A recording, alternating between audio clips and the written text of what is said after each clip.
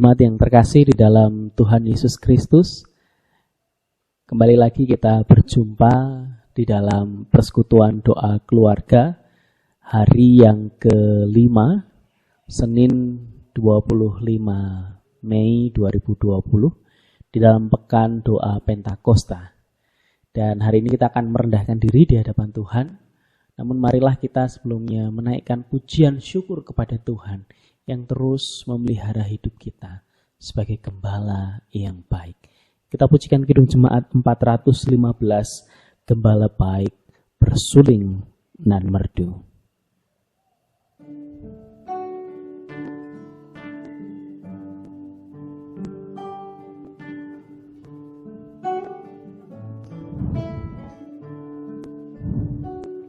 Gembala baik bersuling nan merdu, membimbing aku pada air tenang, dan membaringkan aku berteduh di padang rumput hijau berkenan.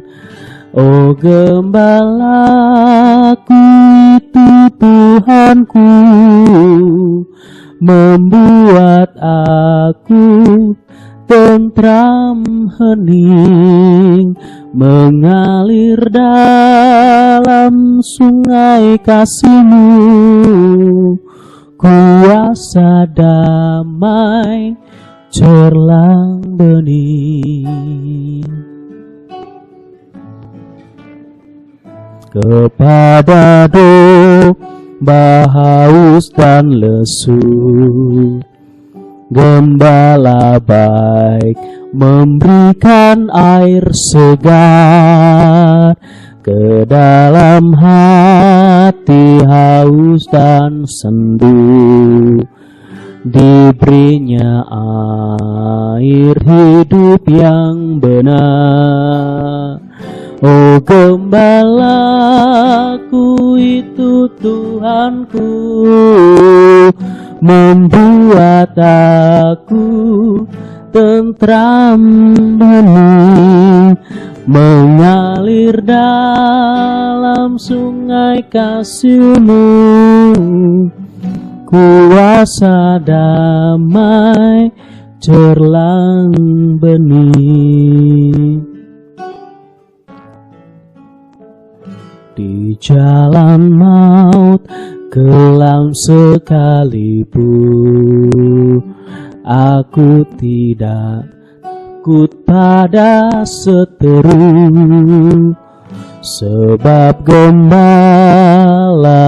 adalah teman dan juru selamat bagi diriku. Oh gembalaku itu Tuhanku,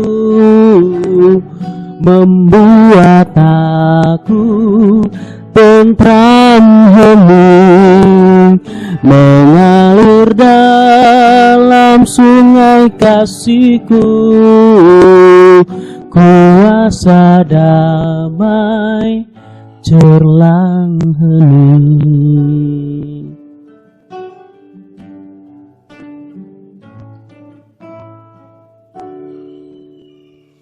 Sungguh hanya di dalam Tuhan saja hati kita terus dijagai untuk tentram, untuk hening, untuk murni, bening.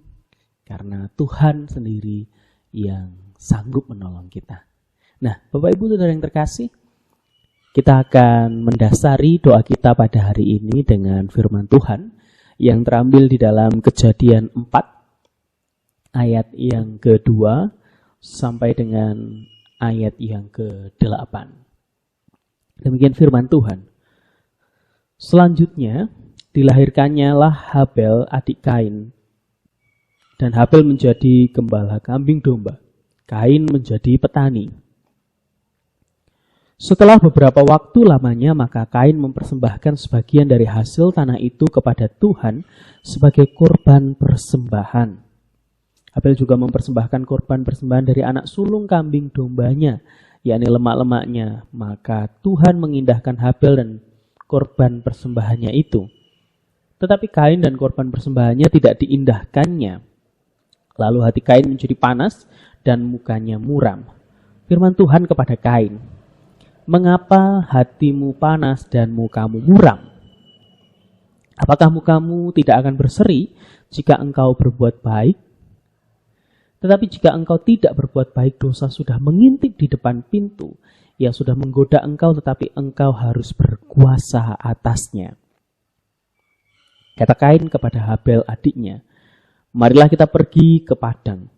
Ketika mereka ada di padang, tiba-tiba Kain memukul Habel, adiknya itu, lalu membunuh dia.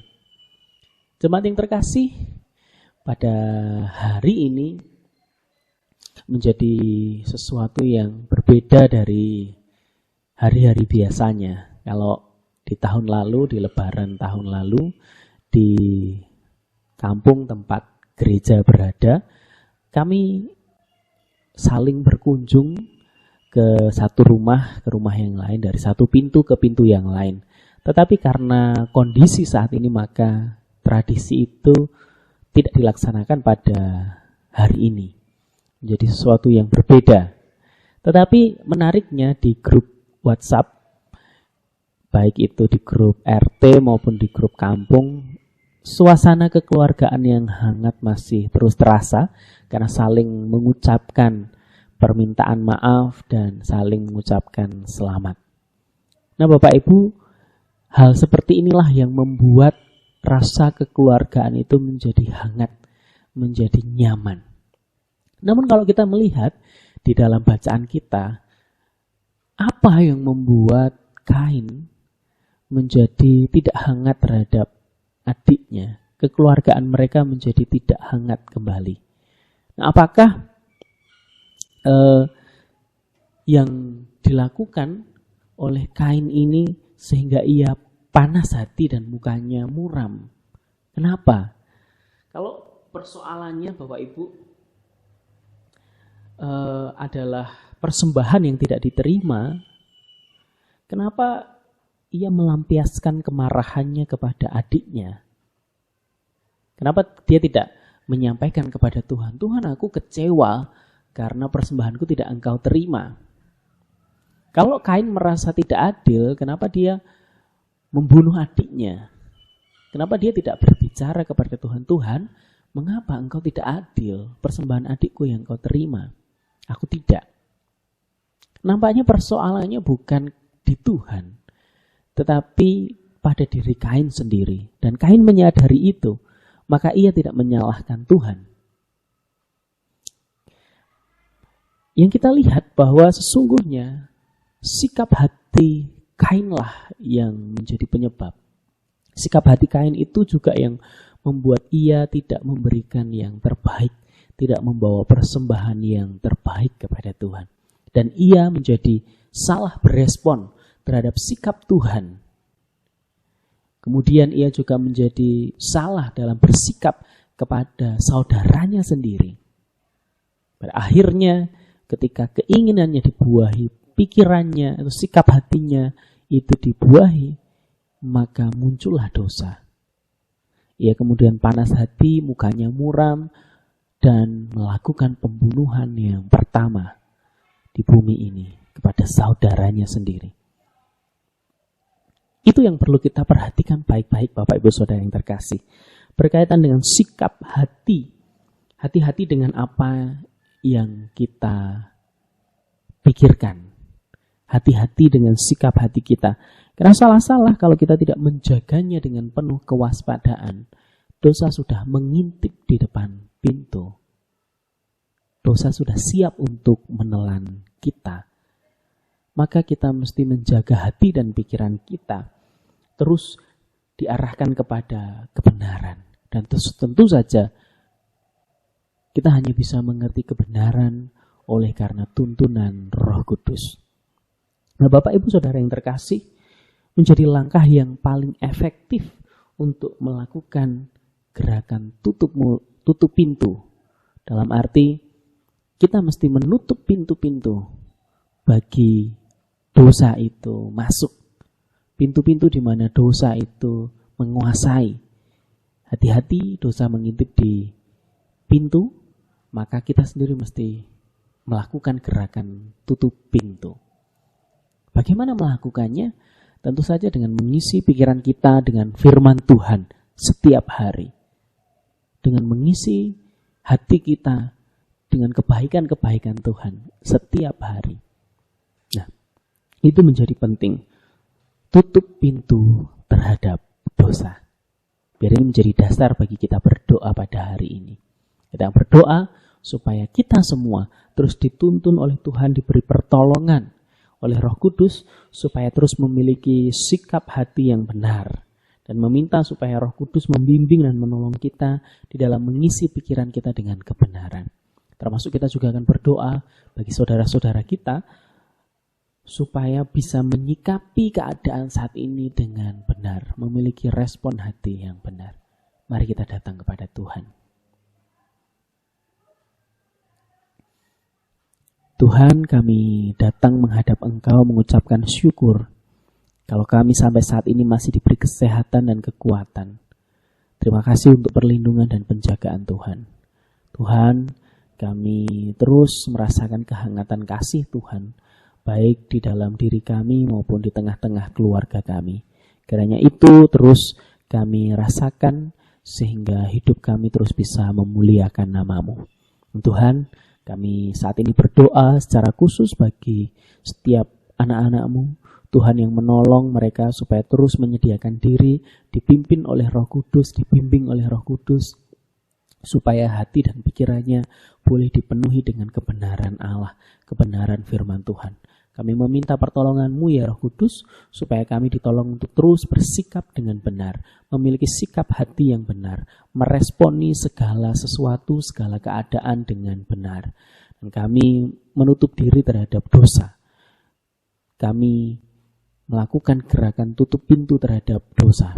Ya Tuhan, tolong kami, mampukan kami. Tuhan, beri kepada kami hati yang sungguh-sungguh di dalam menggali firman Tuhan, di dalam menggumuli firman Tuhan, dan memenuhi pikiran kami dengan kebenaran firman Tuhan, sehingga kami terus dijagai. Kami juga berdoa Tuhan untuk saudara-saudara kami. Tuhan, kalau pada waktu ini ada banyak hal yang terjadi akibat dari wabah corona, di mana saudara-saudara kami, mungkin juga keluarga kami, tidak bisa pulang, tidak bisa berjumpa dengan keluarga, dan bahkan di lingkungan sendiri pun mungkin tidak bisa saling bersilaturahmi, saling mengucapkan selamat secara langsung atau bersalam-salaman. Tetapi Tuhan, kami meminta anugerah Tuhan, supaya Tuhan terus menjagai, supaya tetap ada ketentraman, supaya tetap ada kehangatan, dengan memanfaatkan berbagai media yang ada, media komunikasi yang ada, terus bisa menyampaikan isi hati, menyampaikan kasih sayang, sehingga terbangun kehangatan di dalam keluarga masing-masing. Tuhan memberkati supaya setiap warga negara Indonesia boleh ditolong memiliki sikap hati yang benar, merespon segala sesuatu dengan benar, dengan akal sehat, dengan pikiran yang benar. Tuhan, kami meminta anugerah-Mu. Ya Tuhan, ini doa kami menyerahkan doa kami ke dalam tangan kuasa-Mu, yang meyakini Engkau mendengar dan menjawab doa kami. Terima kasih ya Tuhan, di dalam nama Tuhan Yesus kami berdoa. Amin. Jemaat yang terkasih, mari kita terus berpegang kepada firman Tuhan. Mari kita terus berharap kepada Dia, pada kebenarannya. Karena dengan memegang firman Tuhan, kita akan ditolong, dimampukan untuk bersikap yang baik, yang benar terhadap setiap kondisi. Kita akan memuji nama Tuhan di dalam nyanyian kidung baru 116. Siapa yang berpegang?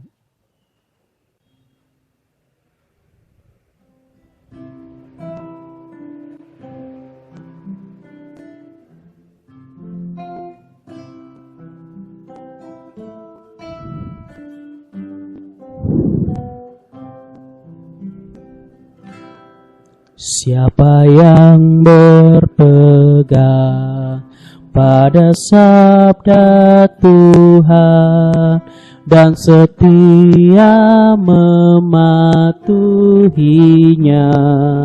hidupnya mulia dalam cahaya bakal bersekutu dengan Tuhannya. Percayalah dan pegang sabdanya, hidupmu dalam